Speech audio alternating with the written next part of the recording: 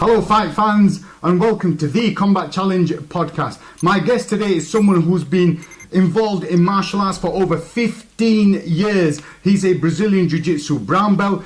He's a black belt in kickboxing. He's trained and competed in Muay Thai and K1 and MMA. He's also the owner and head coach of Citus MMA BJJs, which we're at, and also he's an author as well, which we're going to talk about. Mr. Nico Bajerski. Nico, thank you so much for joining us, my brother. Thank you, sir. Good to be on. I'm so happy that we've met up and we've done this today at your gym, man. It's really cool because, brother, you have got a story to tell, man. what I want to know, brother, is your martial arts journey, because with all due respect, you're not the oldest person that I've done a podcast with, and you're involved full time in the coaching side of it. And the way I look at it, you remind me of someone like Faraz Sahabi, where someone who's not that old but very knowledgeable in a certain field.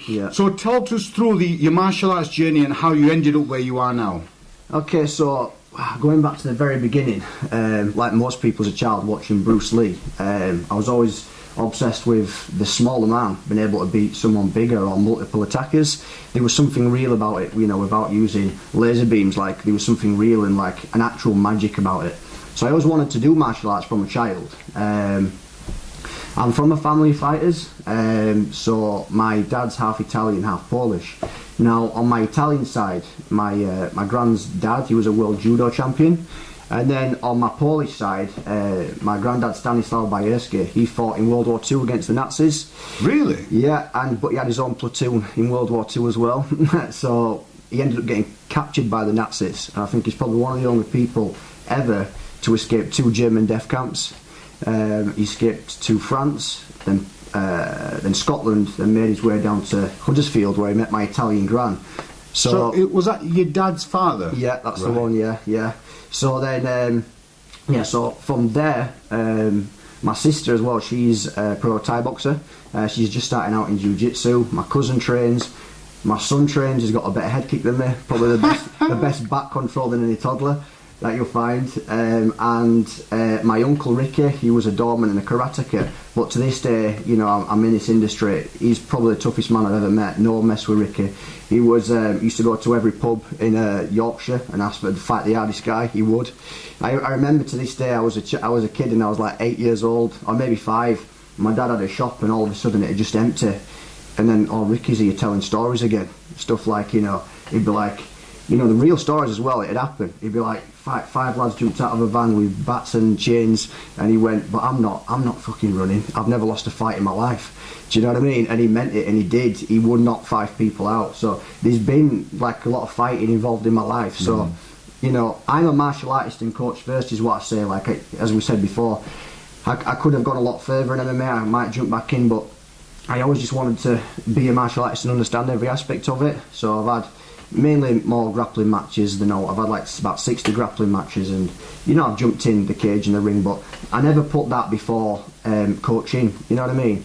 I'm one of those that just like doing it, to be honest with you. Do you know what I mean? You know, if a pro came in here and said, let's have a heavy sparring cage, that's fine, I'll just do it. Like the whole fight camp stuff for me, I just hated the process of it, to be honest, a whole lot. But then again, I train so much anyway, I just love doing it.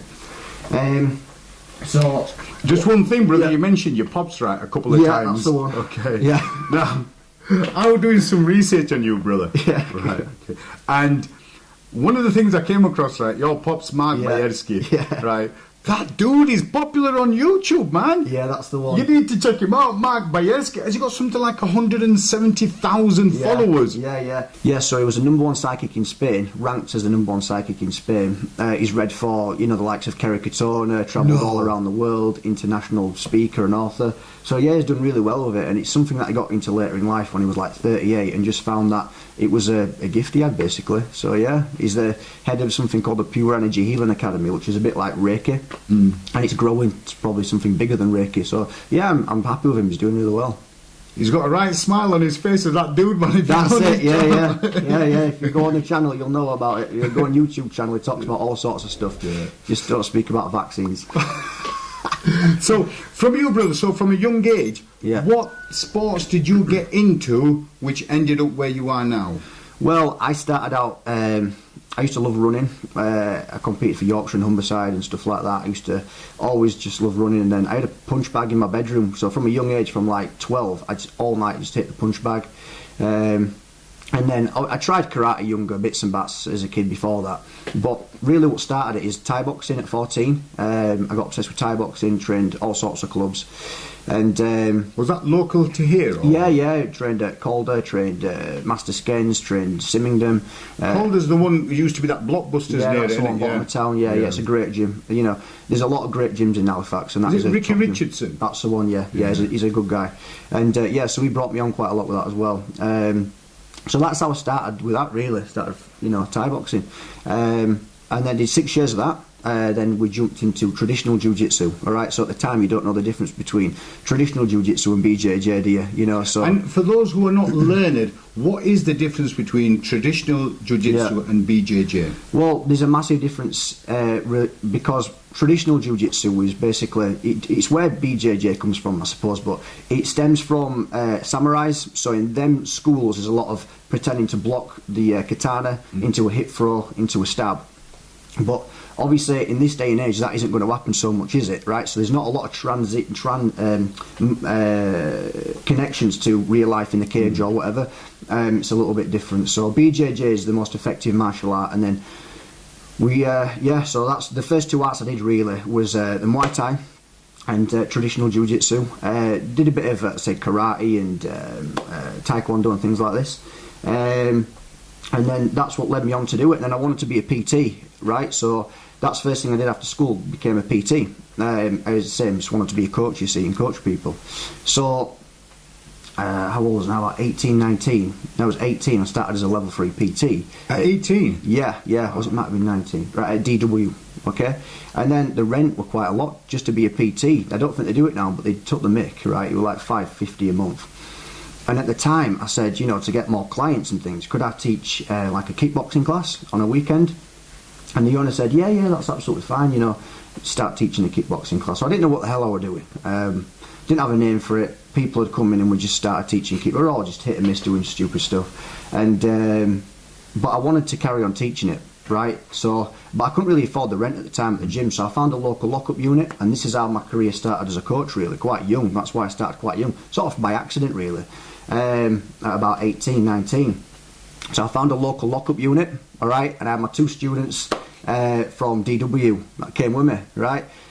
But at that age, I'd like sort of no fear of ifs or buts. I just did it. So were you still working at DW, or did you just kind of cut that off and just went straight into the coaching? Wow. But it's been a long journey from then. Because I didn't have any equipment, not two pennies to my name, really, right? So I had a big piece of carpet from my mum's shed, and that went on the stone mat.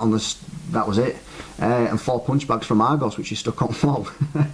And we came up with the name Citus MMA, because it was cool at the time. It means rapid in Latin. Okay. Now I know from in rapid hands, so that's what we called it that for. So that was it. I had my own club, and I was just over the moon with it. And then you think, right, well, where is everybody? Yeah. So like, I've only got these 2. I need that's it. So at that point, I had 6 years experience in Muay Thai, 1 pro-am Thai boxing fight, and 2 years experience in traditional jiu-jitsu. So I had like a little bit to say MMA, and but at this time, you see, it was just more of a fight gym back then. We moved from that unit over there into where we are now, and as you know, it goes all the way through the back there. It does. It's like a TARDIS. You wouldn't even know how big it is. You wouldn't. And it was called like a ghetto gym, you could call it, because I literally had just a big slab of wood on the floor. I had some Argos mats, and but funnily enough, a massive show cage in the middle, because when I was 16, I got smashed off my motorbike. And I got £6 compo, so I bought a cage. So you'd walk in this empty big old mill, and there'd just be a cage at middle. So back then, we were just, like I said, just a fighting gym. So we'd have like a lot of smoke fights on Saturday mornings. Like in Halifax, you've got a lot of local boxers, karate guys, just hard lads, and we'd just fight on a Saturday morning all the time. So we'd have like kickboxing fights, or we'd say we're MMA fighting, or bare knuckle, or 2-on-1. So you kind of choose the rules on the day. Yeah, Saturday morning we did whatever we wanted. Yeah, crazy fights like that, yeah.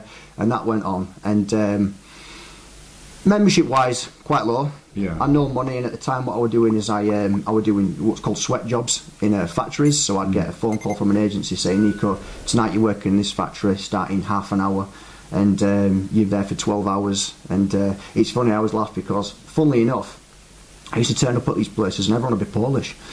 And I used to think, what's going on here? And it clicked off because you've got a Polish surname, you think you're Polish.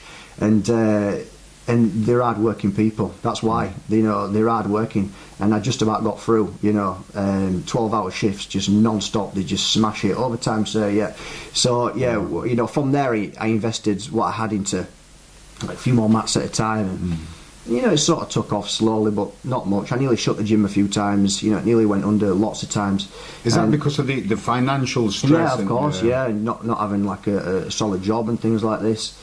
And then I landed a job full-time working at a factory from the agency, which were quite good. Then was okay, we stayed afloat. And at the same time I joined Air Valley in about 2012, I think, Air Valley. And that's Dwayne Harper, isn't it? That's the one, yeah. I joined up there in like 2012, so at this point life changed a little bit. So I had like a full-time wage coming in, and I joined up at Air Valley. Obviously, immediately at that point, when I went over, I saw the level of professionalism and how good it was, and I thought, we need to make changes where I am. Because it was getting a little bit silly down here. Just the week before, I put a stop to the fights because I won't mention the guy's name, but he was an ex-British karate champion and now teaches MMA. And there were just a few of us in one Saturday morning, and I landed a head kick on the neck, and we had no insurance at the time or anything like that. And he just went down to the floor. I was paralysed for 20 minutes, and I was absolutely terrified. I thought he was paralysed for life. And we couldn't move him, and after about 3 hours I got him out of the gym, and he was out of work for 6 weeks. His wife wanted to sue me, and I thought, right, well, I've just been over there, they're all good, it's getting too stupid over there, let's change the dynamic of what we're doing. And then from there we obviously learning BJJ, I started getting better, getting people like, we've got more to learn, more to show.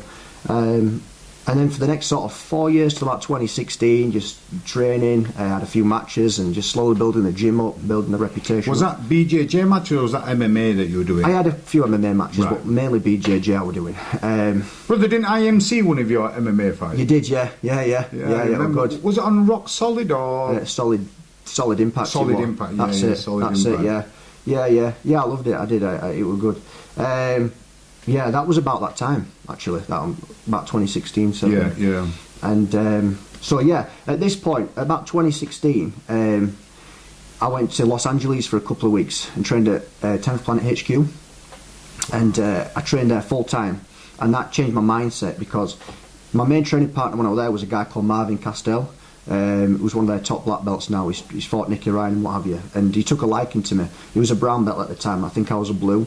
But just the level this guy trained, like 4 or 5 times a day, and also the level everybody else trained. So like over here, if you might train 4 times a week, that's considered good. Yeah. Out there, the coach would be like, you're not training much. Like, everyone's more on it. They're like 20 years ahead.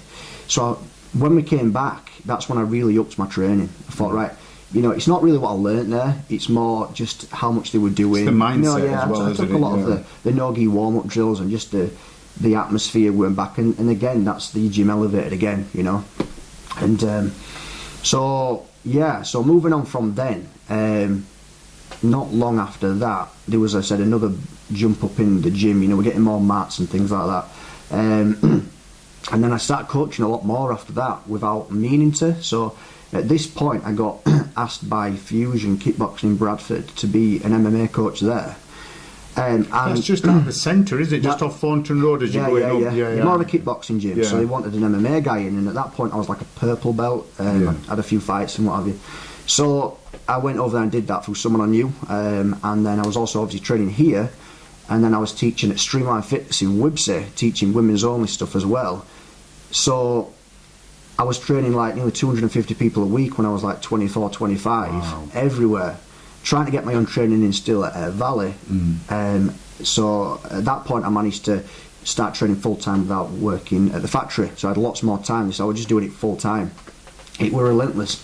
So like I might be competing myself in Birmingham on a Saturday, and then later that day training some guys, and then that night a show night, and then the day after with another group of guys in another city teaching them, and then that night you're back at Streamline and doing something else. Yeah, exactly. And it got too much. It was like 17 hours a day, Monday to Sunday. It was a relentless, right?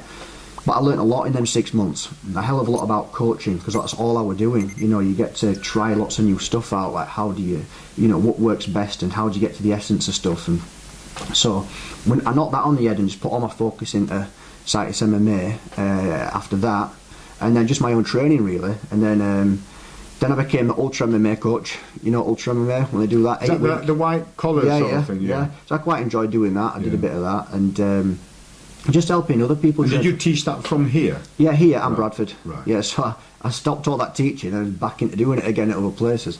Then just enjoying my own training really. A lot of BJJ matches myself. Every other weekend at one point I was competing, and I was training with Dwayne 3 times a week, just like as a training partner during the day, helping prepare for black belt matches. Also training with Fred from Scramble about 3 times a week at one point for Fred's alright, isn't it? Is it Greenall or something? Yeah, that's the one. Yeah, he's unbelievable. Yeah. He's headquarter passing, side smashes. You can't leg lock him, and he's very good. But it was good that he said, can you're at a level, maybe you can not help, but you be a bit of a training partner during the day. Just keep sharpening me up a little bit. Yeah, that's it. So at that point, life was great. Because I'm going and training with the head coach at 2 other gyms, like 6 times a week between it, training with black belts. And then on an evening here, I have access to, there was Andy Farrell. Was he coming here? He trained here for about 18 months, few nights a week. And that guy, he's just like a brick wall, right? I don't know if you ever rolled with him, but... Brother, I've rolled with him once, yeah. And he absolutely annihilated me. And I was talking to him and I said, look, Andy, how are you so good for your age? Because that dude don't get old, does he? No. Right? And also he's been in, like, was it to do with rugby, gladiators? That's it, yeah. He's even done, represented Jamaica in bobsleighing or something, or skiing. That's it, skiing. Yeah. So I rolled it, and then I was chatting to him, and he said to me, he says, you always got to think and be half a second quicker. Oh, we had loads of chats. You think we spoke more than grappled? Yeah, definitely. It's quite deep, isn't it? Oh yeah, and especially from his judo background, he's all grips, a lot of grips. You can feel your body through grip. Do you know what I mean? So he was also thinking about getting back and having some jiu-jitsu matches. So we had a lot of good rounds there with Andy. More so like just try not to let him pass, because if he does, it might take you 3 minutes to maybe get out or just not get arm triangled, which we were good at. But yeah, great guy. So obviously then I've got access to Andy Farrell on the night. And then my long-time training partner, Akil Boland, he's just an absolute ninja, no gi. He's black belt level. And brother, I rolled with him, right? Yeah. He once came to Gracie Barra, and I did some rolling. Yeah. Ended up like a bloody pretzel. Oh, yeah, the way he finished with me, And he's not a big, similar stature to you, similar I'd say. size, but he's got the best grip of anyone I've ever rolled. Bear in mind, I've competed against Ellis Younger, Jed Hughes, like some of the top grapplers in the country that are our size and weight. And no one's grip, that squeeze, compares to that guy. Nobody. So he's unbelievable, and he's been a long time training partner. So he's helped me come on, and we've helped each other. It's been great that way. So I've always had access to like really top level training partners. And at that point in my career, I was training like, you see there, 4 of the best in Yorkshire. Yeah, sure. Like a lot, like 3 times a week with each person. So I've come on quite quick. I came on quite quick in that period, and then from there we're moving on to about 2019. I got my brown belt under Leo Nagao, who did the seminar at Air Valley. But at this point, the gym started getting really busy. I invested £10,000 to expand the gym. Wow. So we opened up all the back again. We moved the cage back because it was getting busy. We got all the new mats out. We launched the kids program, and then overnight, well, it took a few months to build up, but overnight there's 40 juniors. So there's like one of the biggest kids squads here, right? And then there's like, all of a sudden there's like 50 guys in no-gi wanting to compete, which is like one of the biggest no-gi squads. And my guys need seminars, quite difficult to travel all the time over to Keighley, so I affiliated directly under Leo Nagao at that point in 2019.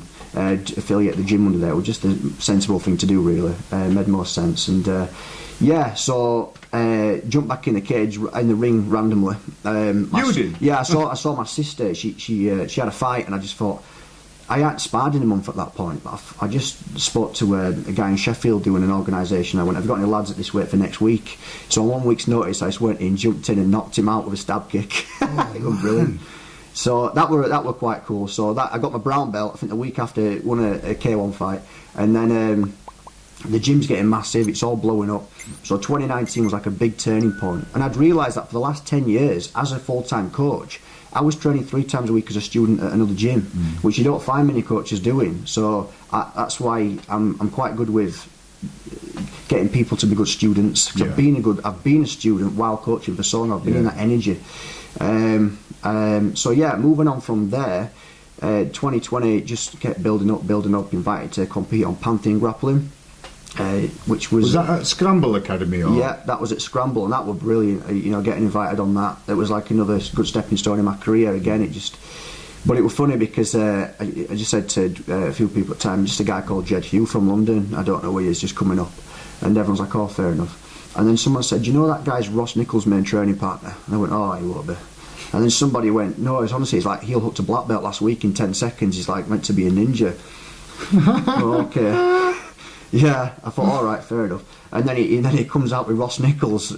He comes out with Ross Nichols. Oh God, yeah, it is what they thought. And I was getting into more leg locks at the time, but I was more upper body guy. Yeah. And these guys were smashing 4-1-1, really good at the inside 4-1-1 position, especially from bottom butterfly. They'd elevate, spin under, and it'd be damn hard to stop, right? And within 10 seconds, I'm having to escape a Kimura. And I just about stepped over his head, nearly turned it into an armbar. We stood up and bumped fists. I thought, can I get through a bit more of this? Naturally, how long am I going to last? I thought, this guy's good, I could feel it. And then he went for the 4-1-1, escaped the 4-1-1, I think twice, and then managed to, he caught me in an armbar shortly after.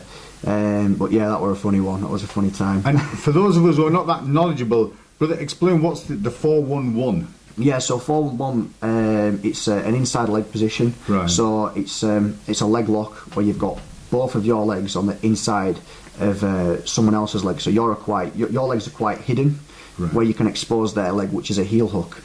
And for those of you that don't know, if you do a heel hook in a super fight like that, if you go slightly the wrong way, it will rip your leg off. And I don't know if you've seen the video of Jed Hugh shortly after my match with him. It was quite viral online. He got someone in the same position, a heel hook, and he just went bang and ripped the heel off. Oh, it's scary stuff, heel hooks. Heel hooks, man, you know what it is, brother? I'm alright with rolling and stuff, but it's the heel hooks. And if somebody goes for the heel, you just tap, because competition is different. You kind of try to go a little bit further. But with that, it's kind of too late when it crunches. That's it, it's on. And it's not just your heel, it's your knee, it snaps your tibia and fibula, and snap them too as well. Wow. Yeah, it's a funny one. So... Who's that dude that was in the Rose... Phil Harriet, what's he called? No. Polaris or something. Yeah. Everyone's gonna be screaming at the camera, aren't they? Yeah. Oh man. We went with Gary Tonin, who won't let go. Yeah, man. And I mean, even in UFC, he was doing a similar thing. He got kicked out. Well, what happened was for 5 years we didn't do many leg locks. We was all gi, and I trained with Scramble with Liam Cann, and it was just get me in the 4-1-1 for fun, and I thought, right, well, we need to change some stuff, don't we? I need to start getting good at the 4-1-1. So for the past 2 years I've just been getting obsessed with heel hooks, and when I got obsessed, I mean, there was a time in my career where it was when I came back from 10th Planet, I got that obsessed with jits. I was training that much. Some nights when I go to bed, I'd think, did I really sleep last night, or was I just half grappling all night in my head? I'd just wake up 3 in the morning, like just write that on my notes on my phone, just a transition, something like that. Yeah. Wow. It got bad at one point, quite dangerous really. I was next to my partner in bed, and I was dreaming about a grapple, knee on belly, baseball bat choke, and I was doing it quite sneakily. I was acting it out. So this hand went under her neck, and this hand was just about to fix a cable grip up, right, to go to a baseball bat choke around her neck, quite sneakily as well. And she woke up, what the hell are you doing? And I woke up about to put a baseball bat choke fully on. So at that point I thought, just calm down a bit now, you're getting too much. So, but I've taken that level of obsession yet again to the leg locks. I've had to, right? So whether I'm going to get amazing at them doesn't matter for me. I want to be able to teach it very well, so I can at least get the guys, if they're doing super matches, to say, this is generally a counter for that, that's a counter for that, that's a counter for that. Do you know what I mean? And then this is how we add it into this, and this is how to watch out for that. And then, but all sorts of, especially at like the moment we're smashing backside 50-50 from the 50-50 guard, which is one of my students down here, Hayden Baldwin. He's going very far. He's got ridiculously good at the backside 50-50. So like he can now catch me in it, and sometimes I struggle to get out. Do you know what I mean? So that's the thing as a coach for me. Like, I want to make people better than me, really. Yeah. That's the idea, That Hayden, has he competed in MMA or a lot of grappling matches? Right. But he's just a bit of a prodigy. He did gymnastics for 10 years and picked it up fast. Well, that gives you a strong core, doesn't it? Yeah. So flexible, and just picked it up really fast. Just trained a lot, got obsessed. It's just an interesting thing for me. Like, why can somebody get good so much faster than someone else? And it's just. I don't know. There's a few aspects to it. There is natural ability. There's how much you're obsessed with it. Obviously, how much you train. But some people just get it better than others. Some people, they just sort of move better. You know what I mean? It is what it is. Yeah. No, I know what you're on about. There's a guy who comes to Bradford. We call him Muddy. His name's Mudassa. Right. Yeah. And he's another one. So he'll finish work. He'll come, shake hands with everyone, and then he'll just be on autopilot. Right. Yeah. And like his switching is so quick. Yeah, he just feels it. And he just knows, like with a keel when I rolled in, they just know. With that Muddy guy, although he doesn't train full time, he's just got that skill. He's got it there. Yeah, everyone's got something, haven't they? Which is just naturally a bit better at than someone else. Everyone's just got one thing. But some people just get it faster than others, and that's when I wrote that book. It was about how to be a good student. That's what it was about, because. Well, let's talk about that, brother. How did that come about, this book? Well, I like writing stuff down for a start. Like, I said the notes on my phone, right? So I like writing stuff down, whether it's a bit of philosophy that comes into my head, or an idea, or something that I need to say at the end of the class, a bit of philosophy. I need to write it down before I forget. So I've got lots of things written down. And I wrote the book for me, not to sell. Like, if anyone wants to buy it, I just say go online, and the royalty's about £3, right? So I could sell it more. It's not about that. I did it for me. I just wanted to do a book, and it's basically, I'm always telling people at the gym ideas on how to be a good student, right? Because if I can get through to them how to be a good student first, they're just going to get better faster, right? It's like, I liken it to just two opposite ends of the spectrum. Okay, you've got you train at John Danaher's gym, but you're a rubbish student. You don't care. You leave the class on the mat, on the shelf there, and you're not paying much attention, right? But then you got two lads in the countryside, not got access to a gym, but they're obsessed. They're always watching DVDs. They're training together all the time. They're going to get better. So if that is the case, it just shows how being a good student will get you better fast. There's so many tricks. There's thousands of tricks to it, as I said. Like what mindset do you bring when you're going to have a grapple? What is it? What are you thinking about? Are you thinking about nothing, or are you thinking about something to bring? Are you forgetting old classes? Right, that's a big one. Are you just forgetting about them? Are you writing things down? So it was all based on that, really. And also, the first part is I've still got quite a lot of connections to the traditional world, the self-defense world, and the sport world. All right, and it fascinates me how a lot of people from each world have got their own strong beliefs of this is better and that's better, and I've been involved in them all, and I've got quite a good understanding of where they're right and wrong. Do you know what I mean? So I wrote quite a lot about the differences within the three aspects, but the similarities, and then so it was like an understanding of martial arts, and then how to be a good student. And the guys that I've read it here, they're coming on a bit faster. They are, because they're just doing stuff a bit different. You know what I mean? They're bringing different ideas with them to the mat, basically. So that's what it were about, really. That's why I wrote it, just for me. Wow. Yeah. And how old were you when you wrote the book, brother? 25. That's madness. But I've done it again, right? So I get. So you've wrote another book? No, this is a thing. So I wrote the book when I was 25, and then obviously in the past sort of 4 or 5 years, I've thought I needed to add that in. I should have done that. So instead of writing a new book, I spent 6 months changing it, making it better, and then revamping it and calling it The Art of the Arts. So yeah, it's the same book that's had basically 5 years worth of work in it. You know what I mean? because I just wanted the product to be good forever. You know, ideas that will, concepts that people can have forever. You know, if you give someone a good concept, that might just a few words can change someone's career. You know, like when John Danaher said, was it Dean Lister said, why would you ignore half of the body? Yeah, right, well, that one yeah. thing changed his life, which then changed Gary Toner's life and everything like that. So I think, was he chatting to Joe Rogan or something? Yes, I think that's he was it. on that chat with him and said to him, you know, this is. I mean, when John Danaher talks, right, he's like a serial killer. You know, when he chats and he looks at you, but then he's a man of few words, but when he talks, he's a thinker. It makes sense to what he's saying. Yeah, because he's a thinker, and that's what a lot of people don't forget. They forget this, right? Because 1 hour of your day on the mat is 4% of your day, right? So you can get a lot better when you're not on the mat, and thinking's a big part of it, right? So going back to what I was saying before about overthinking on a night, you can overthink, but even just little things you can do, like when you're walking your dog, just visualise it in your head, because your brain knows no different from when you're doing it. You've walked the dog and you've just recapped things in your head and you go, oh, I forgot about that move, I'll add that in tonight. I forgot about this, I'll add that in tonight. And stuff like that can just keep bringing you on.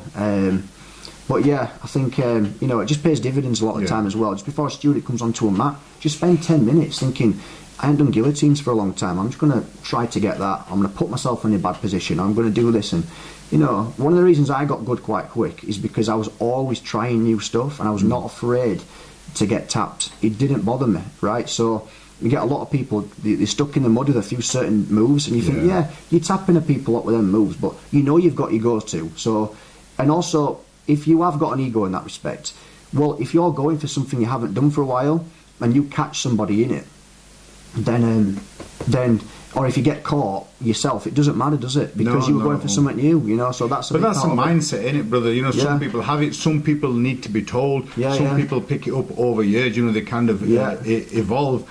But it's important that to have that mindset. Otherwise, you'll have, like you said, a couple of those get out of jail cards. You know, where you can. But then that's it. That's it. And if it'll just bring you on. If you've got that playful mindset to it, and you just you're not bothered about being tapped.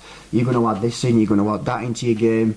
If you're bad at leg locks, just go for leg locks. Well, brother, do you know what I mean? I don't mind getting tapped, right, because later on, right, we're gonna have a roll, brother. so and this is a new thing that I've started. So whenever I go where I do a podcast with athletes or coaches, then I have a bit of a roll, and I give myself 5 minutes to see how long I can last. But right, I don't know about you're good yourself, mate. I'm gonna bring the pain. So 5 minutes for me getting smashed after all that. So one of the things you were saying, brother, is about visualizing and having that mindset. Do you have like goals? Like, where do you see Citus MMA, BJJ? Where do you see it 3 or 5 years from now? What's your plans? Well, first off, what I know is happening is it's just growing in numbers. Okay, so anybody will tell you, based on where we're at here in Boothtown, it's just unreal the amount of people that train. It's something like 200 people training, including the kids. And the no-gi scene especially is growing. I'm just good at teaching no-gi for some reason. That's just my thing. And it's growing. So juniors, we're going to get juniors competing for a start. I haven't done that yet, so the next generation is going to be coming up with the juniors. Is that both in gi and no gi? Yeah. In fact, the juniors just train gi actually at the moment. As I said, the likes of Hayden and Rob and some others competing, you know, would like to make some pros. But it just depends on the student, not me. That's it. It depends what they do. Like I've had guys, right, that could have gone really, really far, but cocaine, girls, partying, buggers everybody up. So, or just lack of training on a Monday, stuff like this, or they just haven't wanted to. So it's not always me. I can take them as far as they want. I know I can. You know, I've got a lot of skills and tricks and the mindset I can get through. But it just depends how much they want. So the sky is the limit down here, definitely.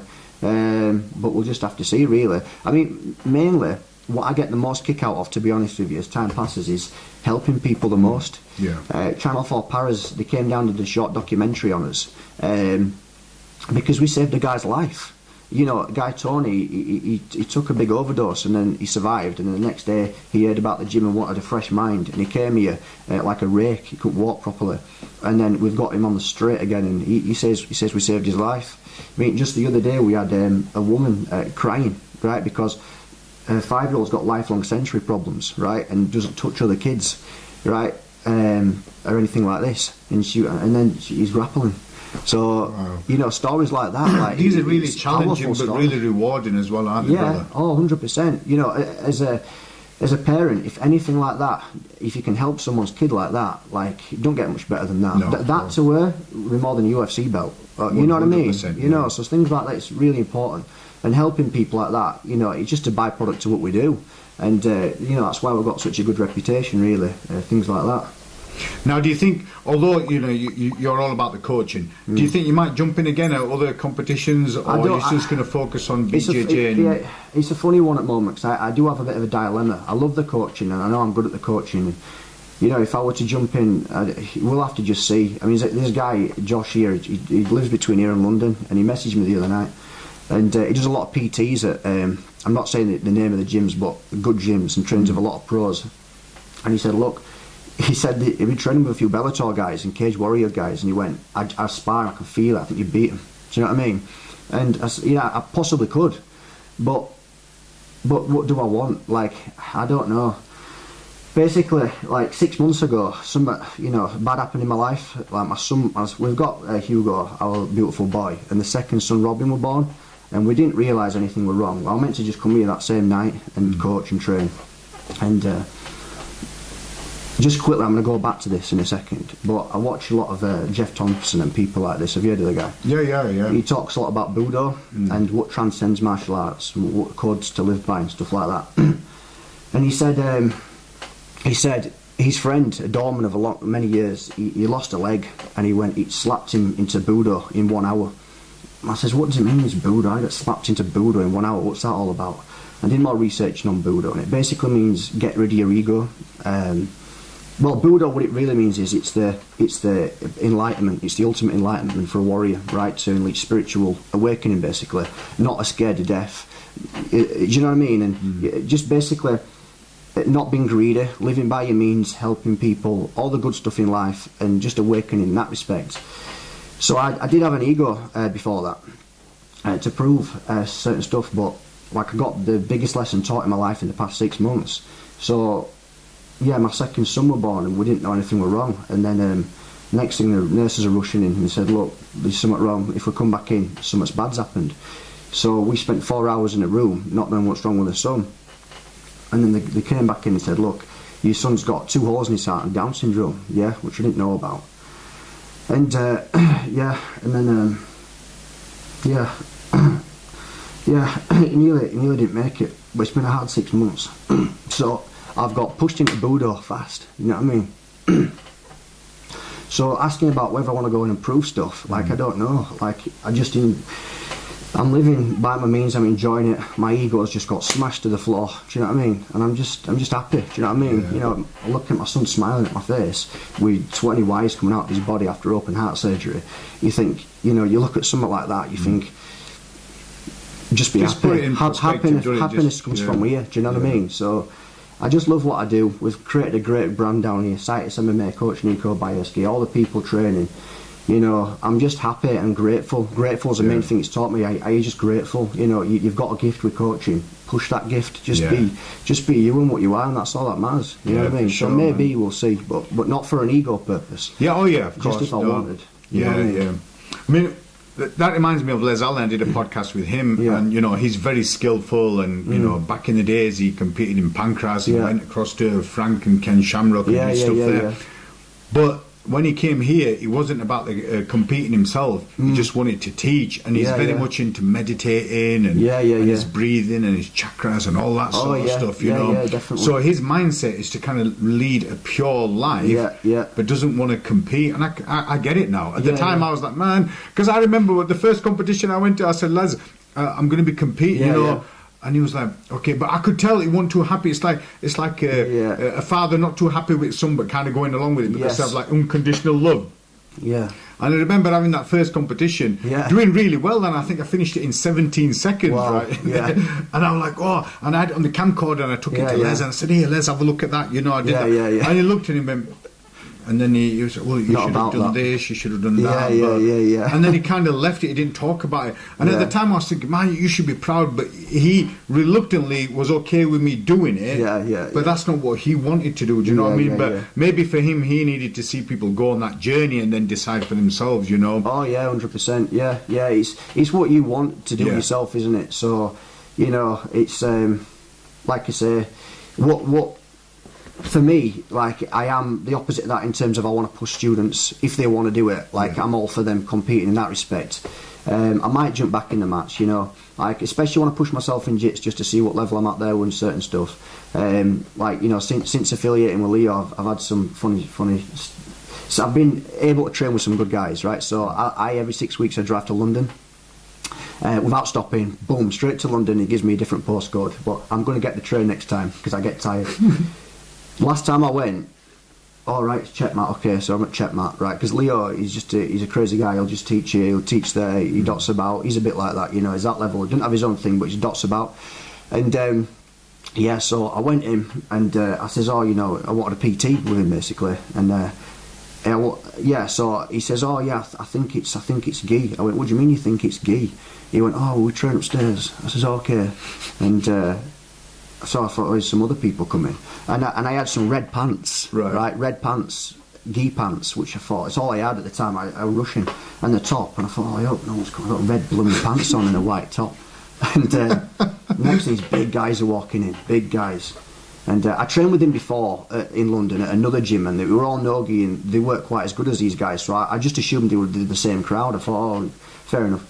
And more are coming in, and then he's speaking to you, he's going, oh, is it gi? And they're going, yeah, it's gi. So I'm thinking, why don't you know? So then we went upstairs, and there's like 15 guys sat down, all brown belts and black belts and blue belts, and I'm there in these red pants, and they're all looking at me thinking, who was this guy? And I felt like a right idiot. And they were all thinking, yeah, and you've also come with Leo and a gal, right? So what's going on here, right? You know, they didn't even know Leo were coming. I think he's rocked up. And yeah, so I'm speaking to one of these guys. I went with this blue belt. He was about 17. I thought, flipping heck, I struggled with him. This guy's good. And he says, yeah, I trained for 15 years, not 15, like 12 years, like he's very good. And yeah, and I found out they're not Leo's guys, it's another class. That for it, okay, right, and then I found out it's a fight class, Checkmate Headquarters fight class, right? And then Leo's watching me, and I went with this black belt, this big black belt, and I expected to get smashed, right? And he did the side smash. I thought, I've never felt it like that before. And I got to mount, I thought, I ain't felt a mount like that before. And I got my red pants on. I got a trap and roll on him, and all of a sudden, boom, cross collar came on from close guard, and I thought, I don't get caught in cross collars like that. And that came on like a robot. And then Leo's watching, and then I went with a brown belt. It was like my size, and Leo at this point, he's sitting down watching me.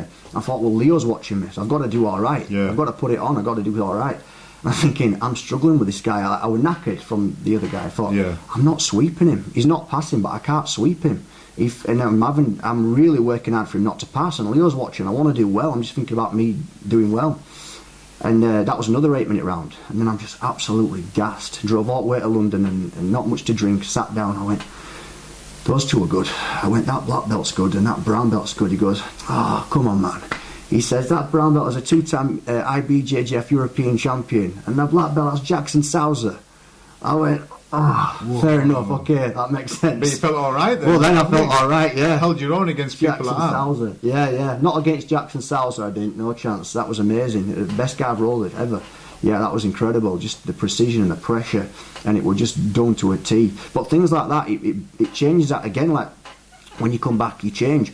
So like now, I've been smashing a side smash from headquarters. Do you know what I mean? And it's good because I felt the level of effectiveness. So just going out and doing things like that changes how you're doing the level of the gym again, you know? But yeah, there's many more funny stories to come with stuff like that, I've no doubt. But the thing with you is, brother, you're not just kind of restricting yourself to this small bubble that you're in. You know, you're going out there, you're testing yourself, and also you're a bit of a sponge, you're soaking in knowledge, and then you're cascading it down to your students, which is the best way, brother. Yeah, 100%. I've just got a massive love for the art, not the sport, it's an art. It's a way of life as well. Yeah, I've got a big love for it, and I, you know, I owe a lot to it, really. Do you know what I mean? It's a full-time job, and it's only because of What the Gracie family did with UFC, Yeah. which is it's why it's the fastest growing sport in the world, is BJJ, because everyone's starting to think, it's so effective. I mean, the thing is, it is to do with the Gracie family, but also you've got to take credit because back in the days when you started, remember a bit of carpet off your mum and then two of you, a few worms knocking about. And giving up, work just to it was kind of go difficult. for your passion. I mean, there were a few occasions when my partner and my mum said, "What are you doing, Nico? It's Friday night. There were no one there. Saturday morning, there were no one there." And I just stay the whole time in case someone turned up. But at that level of, some people think they come in now and they say how busy it is, and I've probably inspired a few people to try and do it because they think, I get some mats and I get to a level and I get some belts, I'll get some mats and I'll have a busy gym and I can do it full time. Well, that ain't the case. It don't work like that. There's so many variables to it. It's taken 10 years. You have to build people up over time. You have to learn how to teach. You have to have people skills. You have to create a good atmosphere. So there's so much to this. They see the tip of the iceberg. Yeah, for sure. You haven't seen 10 years of sacrificing lads' holidays, sacrificing nights out, having no money, holes in my socks for 5. It's only the last 2 years it started paying, and even then I put all the money in there again. Do you know what I mean? So, and I've still got plans to make it better. So you've got to put your whole life and everything into it. Well, it is you, isn't it? This is you. Yeah. It's your reputation, isn't it? Yeah. So. And that's where we're at now, really. Let's see what's to come next.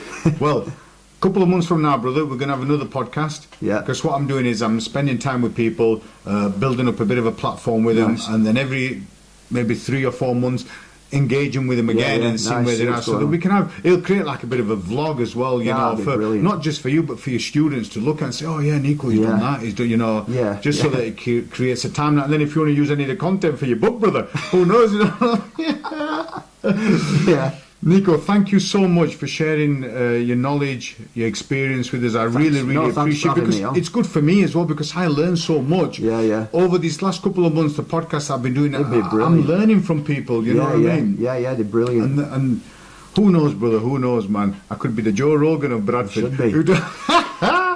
So, but we haven't finished yet, so we're going to spin stuff around. I'm going to get changed and we're going to have a 5-minute roll, brother. Are you ready? I am. In the words of Muhammad Ali, let's get it on, because we don't get along, brother. Right, let's get changed. Come on. Of course.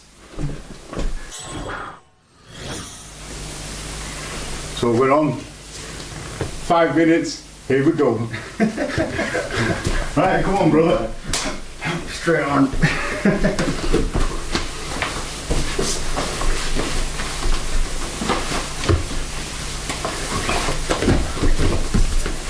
Oh, brother, I'm just too good for those leg things.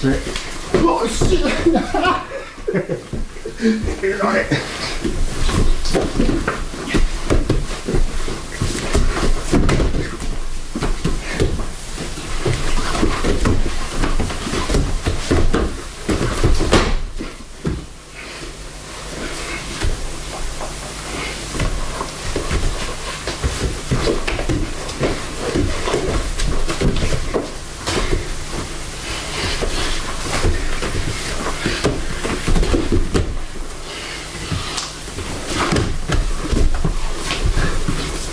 Oh, you weren't expecting that, were you? You're good. Yeah, sneaky moves, brother. Oh,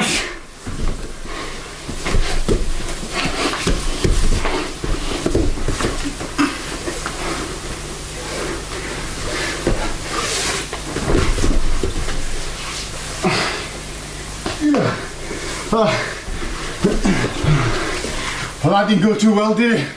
Right. Let's get it on, brother.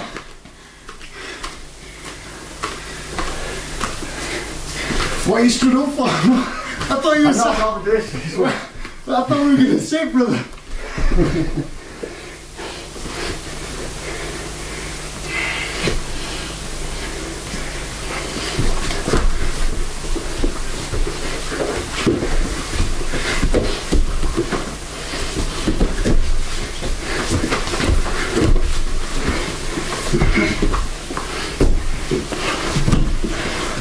Oh, I think I should have stayed at home.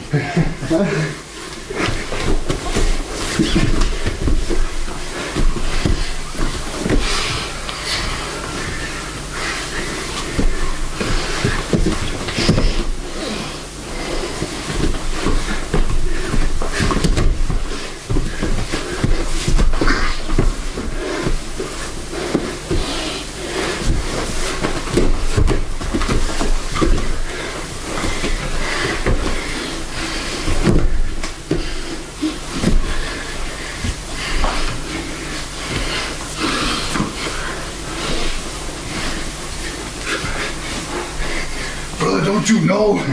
You're tussling with the bear.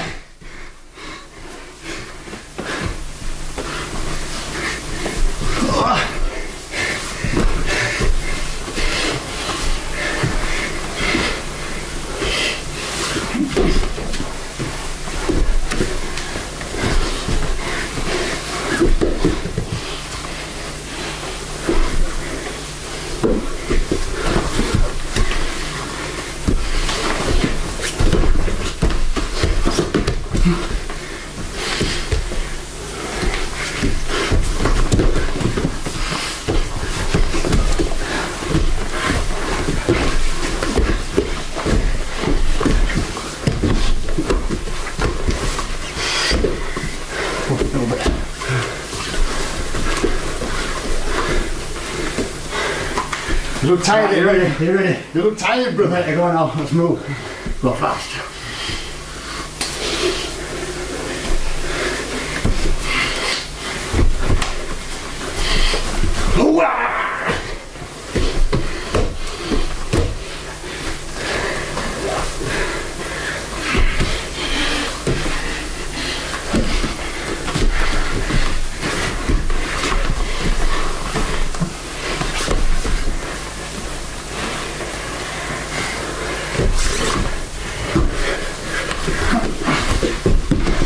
Somebody on the ground move that way.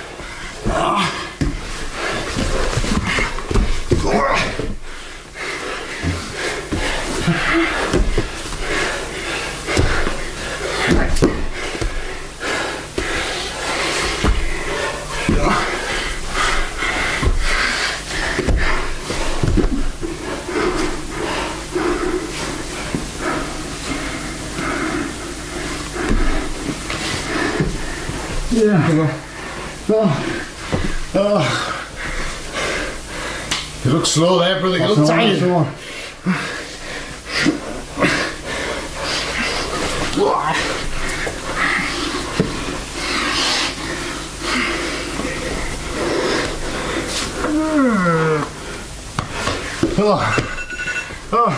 What a shot. Brother, Oh, brilliant. it's been emotional.